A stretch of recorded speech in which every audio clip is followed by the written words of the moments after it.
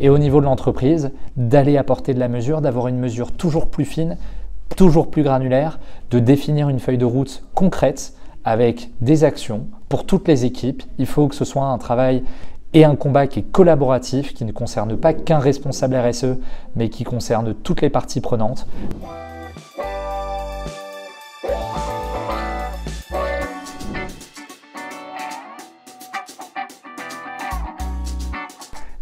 On se positionne comme un one-stop shop qui est capable d'accompagner les entreprises sur tous les sujets climat. Donc on va du bilan carbone jusqu'aux analyses de cycle de vie. On va passer aussi par les nouvelles réglementations dont on entend beaucoup parler aujourd'hui. On parle et on pense à la CSRD qui va concerner 57 000 entreprises en Europe dès l'année prochaine. Et donc on est en train de construire et de faciliter ce reporting-là pour les grandes entreprises, mais on sait que c'est des choses qui vont évoluer aux petites et aux moyennes entreprises et on veut faciliter ce travail-là, ce reporting-là. Et donc voilà, GreenLeague continue à recruter, GreenLeague continue à grandir, l'internationalisation se passe bien, les États-Unis et le Royaume-Uni se développent bien, on pense à d'autres pays européens sur lesquels on a fait des lancements récemment, notamment les pays nordiques. Donc voilà, maintenant on continue cette croissance, beaucoup de nouveaux process, de choses à rebâtir d'un point de vue marketing. On se pose aussi la question de comment on va éduquer plus largement le marché.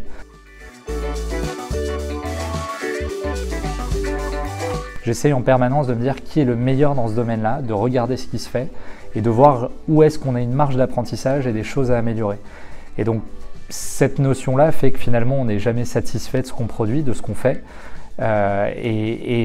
Voilà, donc c'est vraiment cette question d'exigence sur laquelle il faut avoir un regard critique sur ce qu'on fait, sur notre travail et de pouvoir se dire au final la bonne direction c'est peut-être celle-là et peut-être qu'il faudrait un peu plus de ça. Et donc s'auto-critiquer en permanence sur tous les sujets, faire preuve d'humilité, de regarder ce qui se fait de mieux parce qu'il y a toujours des modèles qui sont plus inspirants, plus créatifs, mieux amenés. Donc aller s'informer, benchmarker et je pense que ça permet du coup de se dire que tout ce qu'on a fait n'est pas merveilleux et qu'il faut viser bien au-delà.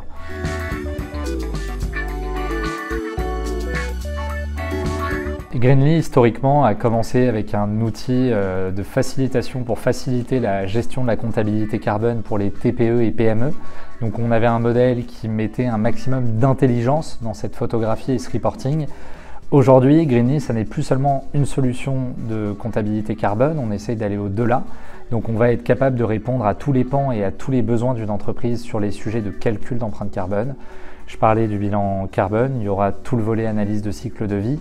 On construit toute une plateforme d'engagement des fournisseurs qui est intégrée et qui permet là d'aller décarboner son scope 3. On a les sujets en lien avec les réglementations, donc il faut effectivement investir massivement dans le produit, à la fois dans le fait de produire des nouveaux services, d'être capable d'accompagner une entreprise plus largement sur l'expérience utilisateur.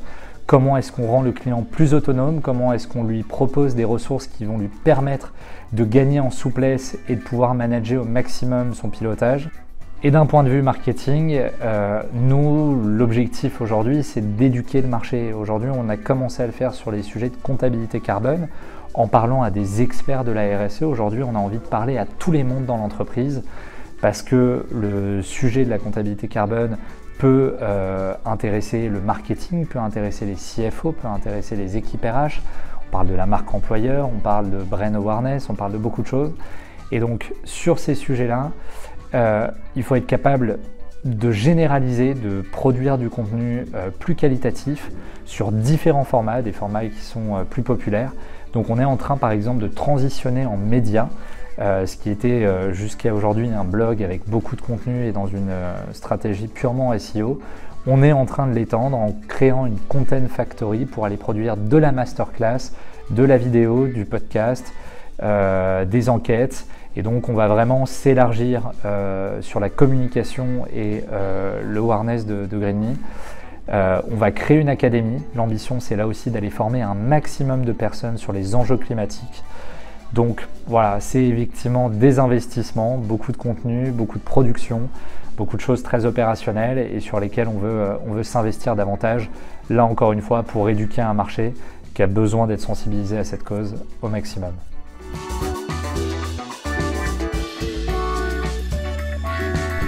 Je pense que le plus important, dans la vie de tout entrepreneur, c'est de ne pas avoir peur de mettre les mains dans le moteur, de se confronter à des nouvelles réalités, de sortir de sa zone de confort, d'apprendre des nouveaux outils, de faire soi-même.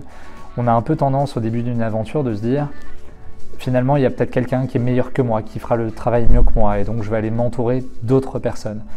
L'essentiel, parce que l'entrepreneur in fine est celui qui va mettre le plus d'ambition, le plus d'exigence, le plus de motivation aussi à accomplir chacune de ses tâches. Et c'est à ce moment-là, même si le premier modèle n'est pas parfait et qu'on est en perpétuel apprentissage, on découvre beaucoup de choses et on comprend une réalité du terrain. Ce qui permet, une fois qu'on a testé des premiers modèles, qu'on a vu comment ça fonctionnait, d'aller chercher des gens meilleurs que soi, mais qu'on saura mieux piloter, qu'on saura mieux accompagner vers la réussite. Nous, on s'est tous retrouvés à faire beaucoup de tâches opérationnelles. Je pense qu'à un moment, on était tous avec entre 90 et 100% de tâches opérationnelles. Et d'avoir vraiment une connaissance fine de chacun des sujets, chacun des pôles, pour ensuite mieux accompagner les personnes qui vont prendre la succession.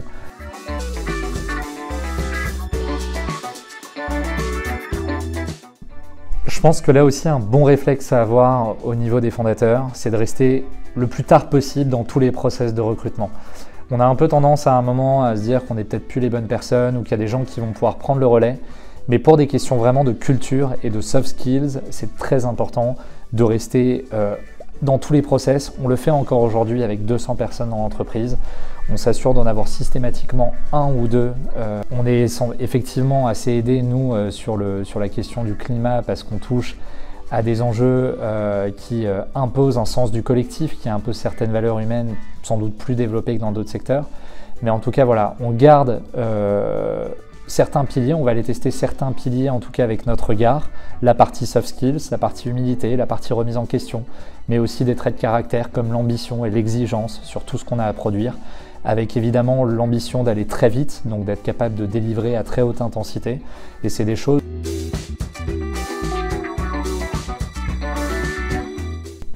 En 2019, lorsqu'on est arrivé sur ce marché de la comptabilité carbone, on voyait que pour les entreprises, c'était assez naissant, c'était quelque chose d'assez nouveau. Donc il a fallu là aussi expliquer tous les enjeux autour du réchauffement climatique et de comment ce système finalement de gestion et de la comptabilité carbone pouvait aider une entreprise dans un premier temps à faire un reporting, un audit de sa situation. Donc c'est ce qu'on appelle la photographie des émissions. Et de l'autre côté, comment est-ce qu'on allait pouvoir, est-ce qu'elle allait pouvoir définir une feuille de route avec des plans d'action pour là agir concrètement et réduire son CO2. Nous, on a participé, pas qu'au niveau de Greenly, au niveau d'un écosystème d'entreprises innovantes qui sont arrivées sur le marché entre 2019 et 2021. Aujourd'hui, on est une quinzaine d'entreprises à s'attaquer à ce problème-là. Il existe des solutions, chacun a ses avantages, chacun a ses propositions de valeur.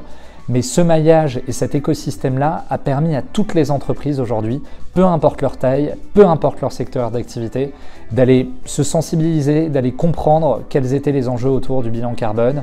Donc aujourd'hui, grâce à la richesse de cet écosystème, on voit qu'il y a une maturité qui est bien supérieure à ce qu'on avait il y a 3 ans.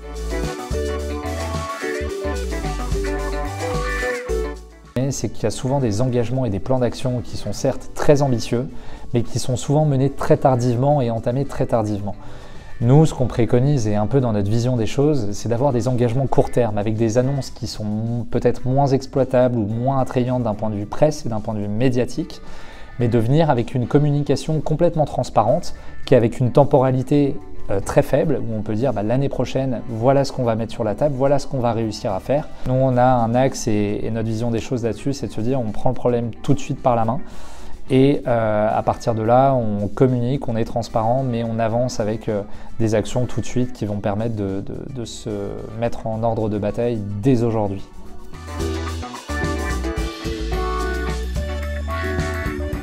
Au niveau de son entreprise, il y a beaucoup de choses à mettre en place. Le premier point déjà, c'est d'engager son entreprise concrètement dans la photographie de ses émissions, donc dans une comptabilité carbone. C'est ce qui permet de savoir quels sont les axes de progression à envisager et les plans d'action à définir pour l'entreprise. Ça, c'est le premier point, donc cette partie photographie reporting. Cette partie ensuite où on a des experts climat, nous en interne, avec qu'on pourrait qualifier de diététiciens du climat, qui vont accompagner l'entreprise dans la perte et dans la réduction de ses émissions de CO2. Et enfin, côté entreprise, il y a un enjeu à aller sensibiliser les collaborateurs qui vont pouvoir, eux, dans leur vie personnelle et dans leur vie professionnelle, dans leur vie de tous les jours, mener des actions pour là aussi participer à la réduction des émissions de l'entreprise et eux, dans une vie de tous les jours, de les sensibiliser pour qu'ils puissent savoir quelles sont les bonnes pratiques, quelles sont les choses à éviter et de voir comment est-ce qu'on peut ensemble, au niveau de la société, tous avancer dans la bonne direction. Donc il y a des enjeux d'éducation, des enjeux de sensibilisation, de formation aussi pour rendre chacun expert du sujet et au niveau de l'entreprise, d'aller apporter de la mesure, d'avoir une mesure toujours plus fine, toujours plus granulaire, de définir une feuille de route concrète avec des actions pour toutes les équipes. Il faut que ce soit un travail et un combat qui est collaboratif, qui ne concerne pas qu'un responsable RSE, mais qui concerne toutes les parties prenantes, les fournisseurs, les investisseurs, les différentes équipes de l'entreprise, le produit, le marketing, les sales, tout le monde, et de voir comment ce combat devient un combat collectif.